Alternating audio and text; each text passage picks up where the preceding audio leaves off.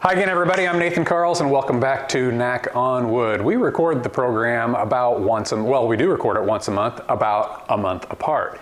And of course, they always air on Castcom the first weekend of the month and through every Saturday and Sunday. But I wanted to tell you, so much has happened in the last month. The shop is relatively full. It's tidy, but there's a lot of stuff in a lot of different places. You remember the panels we built on the last episode? Well, I finally got those painted.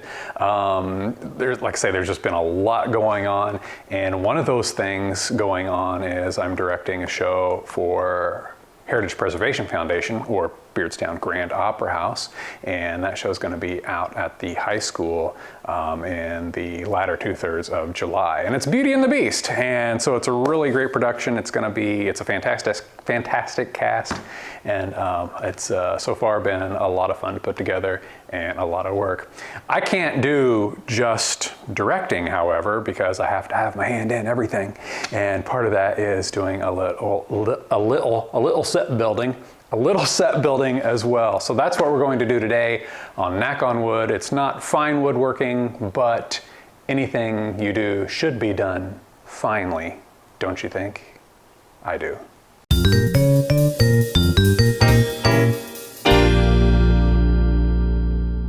What I'm going to build for our set is a wall. It's going to be 24 feet long and 8 feet tall, but only in a couple different places. I'm going to build it in two sections, a 12-foot section here, and this section here will be 12 feet. Just this archway will be 8 feet tall, 3-foot opening in between. I need to make a structure for this, and you can see it very small right here, and basically it's going to be like building studs in a wall for general household construction and so forth. So here's a little bigger picture of that. So I need to make this trapezoid type affair for the wall. So this is a cross section. This is like looking at the end of the wall. We'll put a 2x12 on the top of the wall, and there'll be some casters on the bottom, so it'll be easy to move on and off the stage. So I will get started by cutting all these pieces. We've got two different setups at the miter saw for cutting the angles and have this all put together, and I'll show you how we'll do that with some 2x4s I've got set up here on the table. So what makes up those structural components, or the skeleton, the bones of the project, is 2x4 material. I'm able to take each of those assemblies, each of the parts for the assemblies, out of a single 7-foot 2x4. I've got those parts laid out before me that I cut a little bit earlier. There are two angles that we'll be cutting on each board. Well, not each board will get two angles, but there are two angles that we need to cut since it's not a symmetrical trapezoid like I showed you in the picture. So I will head over to the miter saw to do that. The way I'm going to do it is cut two angles on either end, which happen to be the same angle, and then work my way in, marking each board from our pattern pieces right here as I go. The two angles that I need to cut, or the two angles that I'm going to be working with our asymmetrical trapezoid, is 5 degrees and about 16 3/4. That's kind of double redundant when I'm talking about approximate. Anyhow, it's actually 16.69 degrees or something like that, and 5.04. I don't know, I'd have to look at my notes. Anyway, we're going with 5 degrees and about 16 3/4.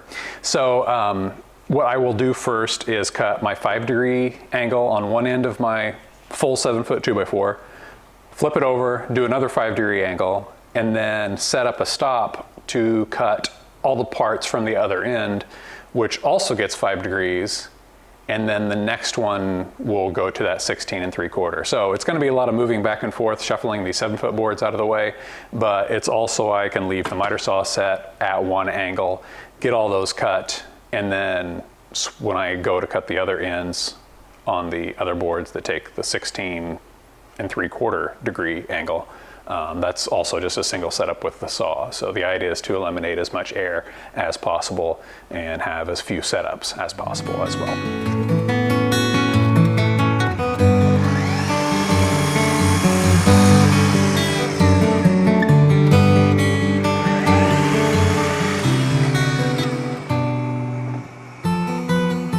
I've made all my 5-degree cuts, so I'm ready to move the miter saw over to 16 3/4 degrees. Remember, it's like 16.69 something. But I can't get that accurate or that precise on the gauge on my miter saw. So when I was doing my test cuts, I got it locked in and then just put a piece of tape down on the vernier scale. Is that what it's called? The index, or the scale on the miter saw that lets you know what angle you're at. So I've got that set and locked down to the 16 3/4 degree angle. So the next thing I'll do, I'll take the next piece in line on the 2x4 and I will make this end flush. One thing you might want to keep in mind when you are sizing parts like this, be sure that you have the edges completely parallel. If they're off just a little bit, that's going to change. Even if this end feels flush, just make sure that it is as close to parallel as you can make it by use of putting it against a fence or a wall or anything like that. Both the pattern piece and the piece that you're going to take the new parts from.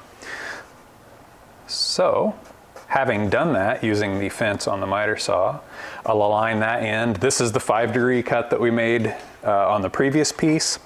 I will just mark this other end to denote where the cutoff is for the 16+ degree angle. Set my pattern piece aside, and then I'm going to line up the laser on the saw with the cut line. I could easily, as easily, just lower the blade and see where that is. That looks really, really good. I will lock that in place. And you know what I'm going to do next? I'm going to creep up on it. When I have not a known length, for instance, let's say I wanted to cut a bunch of pieces at 24 inches. It's easy enough just to set my stop block on my fence to 24 inches and cut away. But when I'm doing something very custom like this, to where maybe the length I need is, I don't know, 22 and 30 seconds. Yeah, I can measure that out here, but when I've got angles on either end, what I'm going to do is get my piece marked. I will lock it down so the workpiece can't move. Then I'll move my stop over and lock it in place. Whether it's a stop like this or whether I'm just using a clamp and a block, it's the same concept. Then I will make my cut, and then I'll compare it to my pattern piece and then see how I need to move it back and forth. So I think I'm a little long here. So the process will be cut it, check it, loosen up my clamp here on the saw, move it down just a little bit. And if that works, then I'll move my stop again into place against the end of the workpiece. And then I can then run all the material through, always come up against the stop, and then everything will be the same length.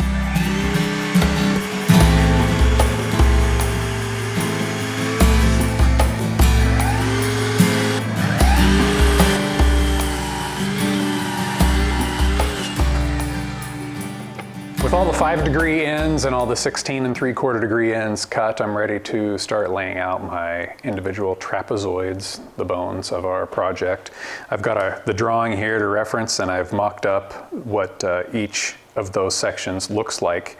I could do it just like I have it. We've got our bottom piece, this is the front, this is the back, and then our top piece. I could do it just like it is here. I could nail all these corners, I could screw them all together, but it's a woodworking show, right? So I thought it would be good to do a little bit of woodworking. And so what I decided to do, rather than just go flat one piece on top of the other, I've made a half lap joint. And what that allows me to do is glue and screw. It lets me have everything in one plane, which is just kind of nice and slick. By one plane, I mean, it's not like this, that's two separate planes. Everything's in the same plane here.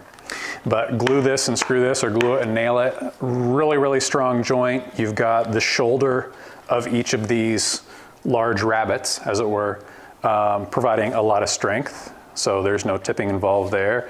If it's like this, all we're looking at is the screws holding that together. So there could be a little more flex involved, even if you do add some glue.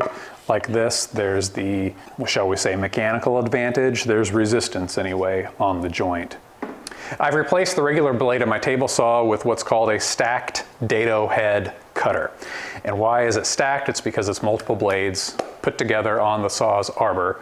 And when you can put so many together like that, it just gets wider and wider. So the difference between a regular blade and a dado set, it lets you cut wider grooves. A groove is either an 1/8 inch if it's your regular blade, or it's up to a little over 3/4 of an inch in the case of our stacked dado set.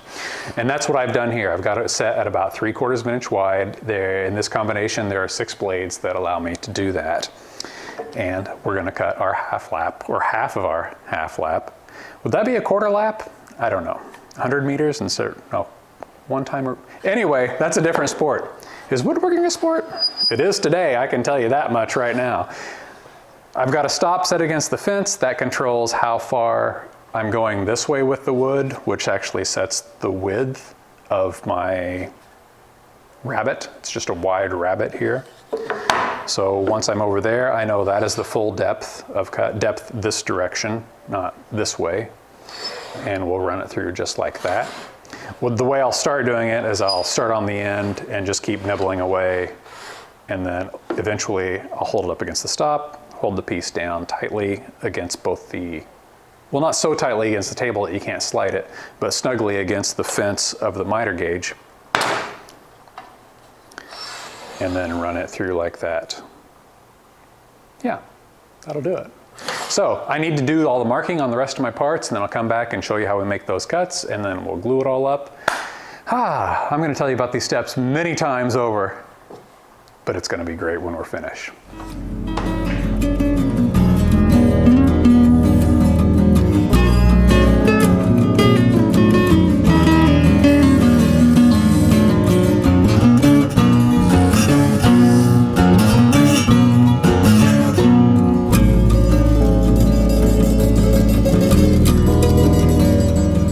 I've got all these half laps finally cut. I don't know how much time it took, but it was just a lot of repetition. Safety note, regarding repetition in the shop, easy to get complacent. I didn't, everything's cool. Just wanted to tell you, stay sharp when you are doing anything, of course, but repetitive stuff, you really need to pay attention, even that much more. So here's all my half lap joints. There you go, I'm doing that on purpose. All right. Anyhow, I'll glue it up, and I decided I would use brads. I'll clamp it, I'll glue it, clamp it, shoot some brads into it, and then pull the clamps off and move on to the next one. The brads will just be there while the glue sets, and then once the glue is set, beautifully strong joint.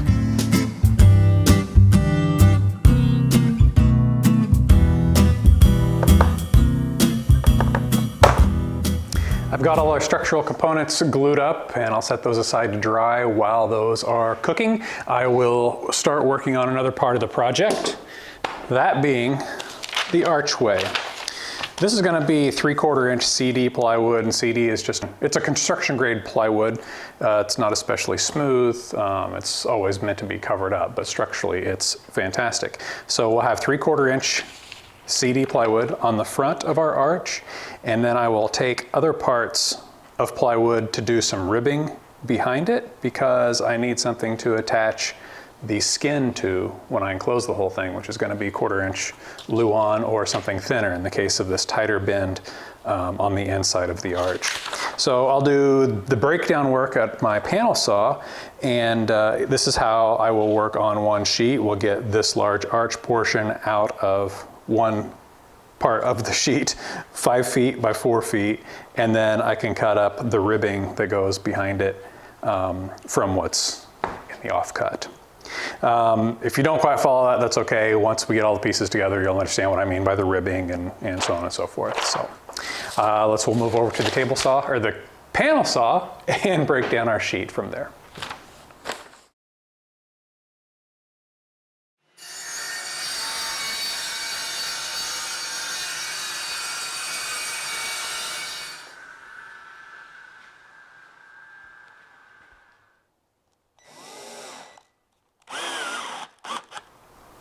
To cut the radius on this arch, I'm going to use my homemade circle cutting jig and a router. It's comprised of this piece of extruded aluminum that came with another tool that I bought several years ago that I've since dismantled and have used different parts from. This is also part of that, and this is a sled that rides on this rail and the router attaches to that. Right now what I'm doing is installing an 1/8 inch spiral router bit in my router, and we'll see how this goes. It should extract dust beautifully, and hopefully we'll have to kind of take our time with it, but this will leave us with more material than if we would use a bigger bit to get the job done. So 1/8 inch bit in the router, I'll mount the router to this, and then it'll go on this extrusion here. We'll lock it in place and then just follow a nice curve around and see where we end up.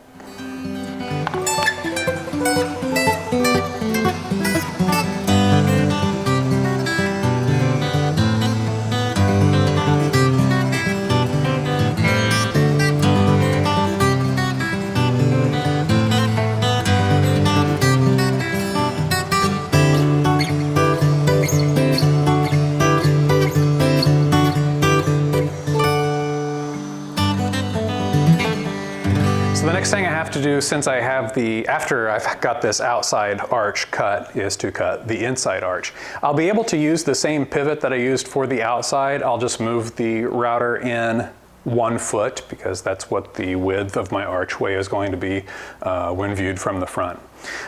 So I will make a mark on my center line here, and then I will also reference my gauge here. I can set little indexes on the sled that the router mounts to, and then just move it a foot in. So, but I like to mark my material as well so I can double check or triple check or just have some redundancy there. I don't like to rely on one gauge or one measurement really when I'm doing anything. There's definitely something to be said for measuring twice and cutting once. So that's the mentality and the school of thought. Mentality and school of thought, speaking of redundancy. How about that? Anyhow, I've got some little hairline cursors here, and I'll just choose, this happens to be over the 2 foot mark, which is arbitrary as far as this setup is concerned. That's just where I'm going to lock that down.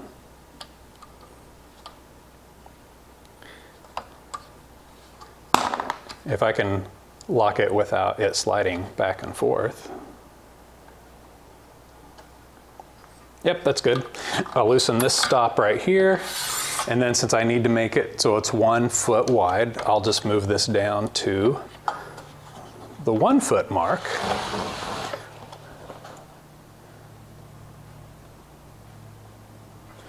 And that's good.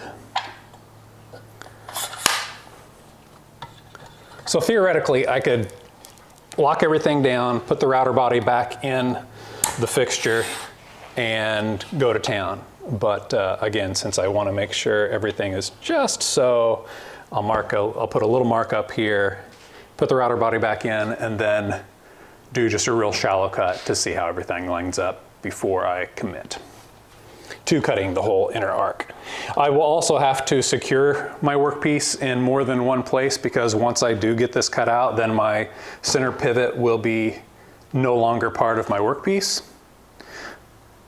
Therefore, if something were to shift, it's not really the type of piece that I would ruin, you know what I'm trying to say, even with just the little 1/8 inch router bit, but I don't want to get off. Anytime that you can keep everything going in the direction that you want and everything be nice and smooth, the better everybody's mentality is.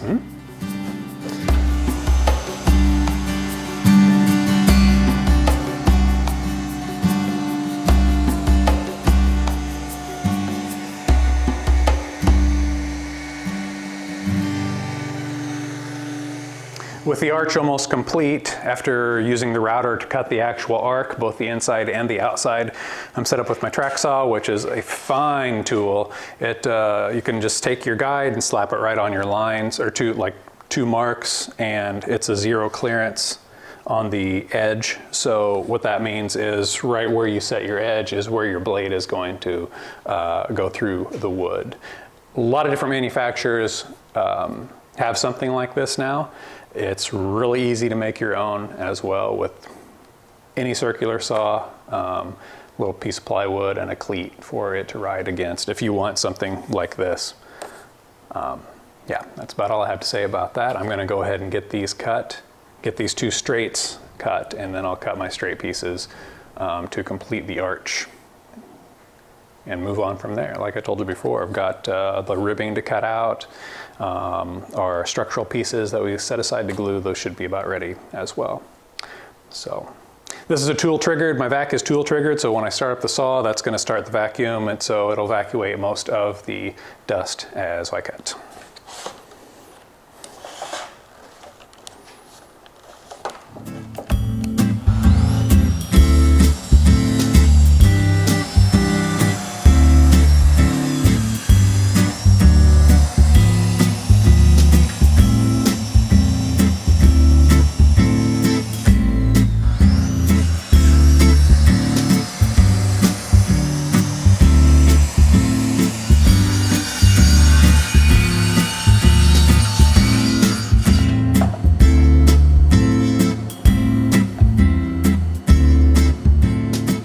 Ready to move on to the ribbing for my archway. I've spent several minutes this morning and I've cut all these little pieces, 12 inches by 16 inches. So this will be the width of each side of the arch and about 16 inches deep. I think that'll be a nice projection beyond the wall that we built. If you remember the standards that we made and set aside to glue, we'll get after those here shortly after I get the arch basically underway. The way I'm going to attach the ribbing to the sides and the arch is by using some really hot rod hot glue. It's not your crafter hot glue like you plug in and it's ready, and it's very hot just like that is, but it's more of a construction based adhesive, polyurethane hot melt.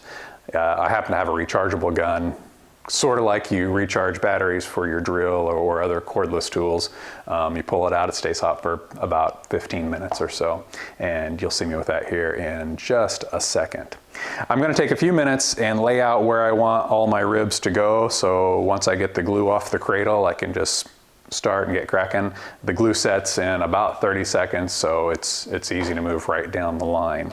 My little drawing shows me where I need to put each rib. So we'll lay those out and get after that.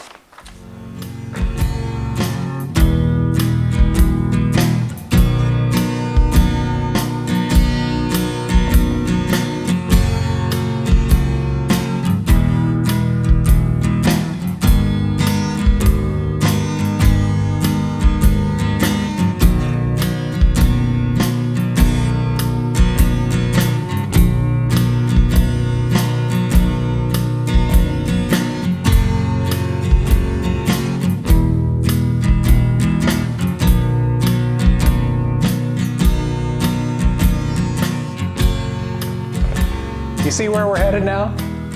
Pretty cool. I think I could live in here.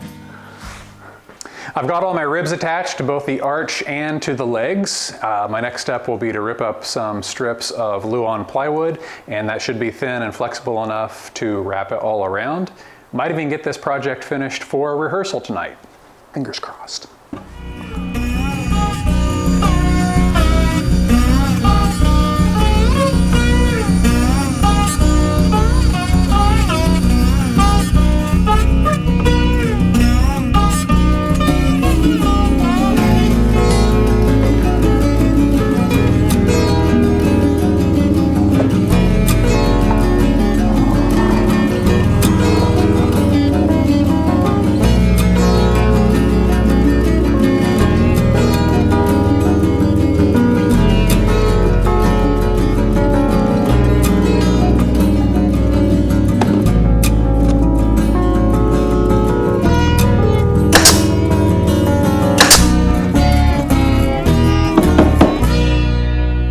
Set my arch structure aside, I'm getting back to the bench or the lower portion of the wall.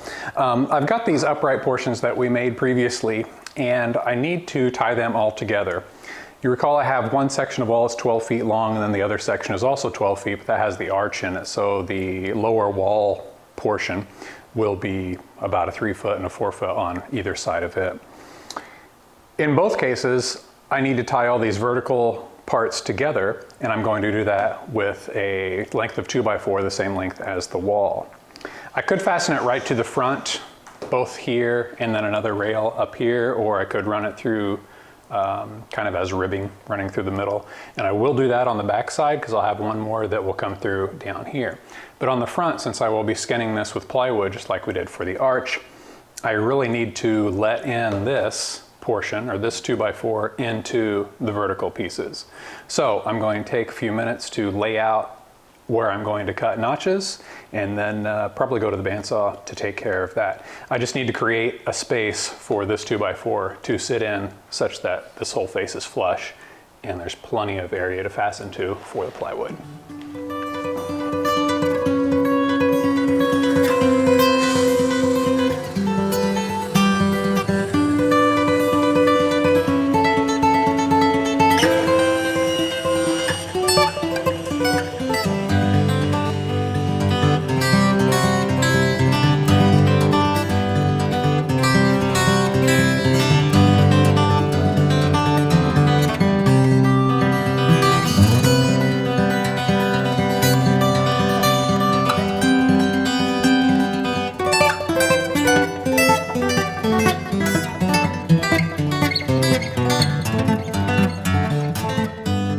If it was a little unclear before, this mock-up should show you exactly what I was trying to describe to you on how these rails are let into my vertical pieces.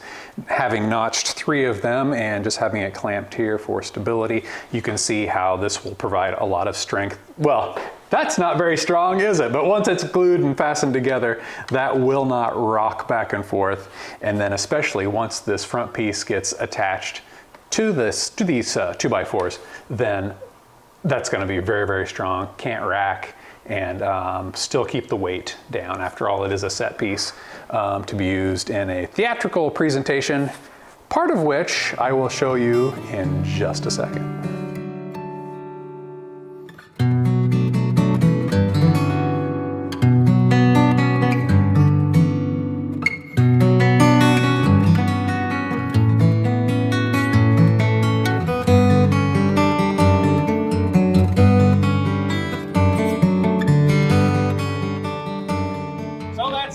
For this episode of Knack on Wood, I'm Nathan Carls. Thanks for stopping by. I'm here in the Beardstown High School auditorium, where in just a few short days, depending on when you're actually watching this, you're going to have the opportunity to see Beauty and the Beast, presented by Beardstown's Grand Opera House here at Beardstown High School. And this is the cast sitting on the set piece that I just built for the show. Come on out and see us, everybody.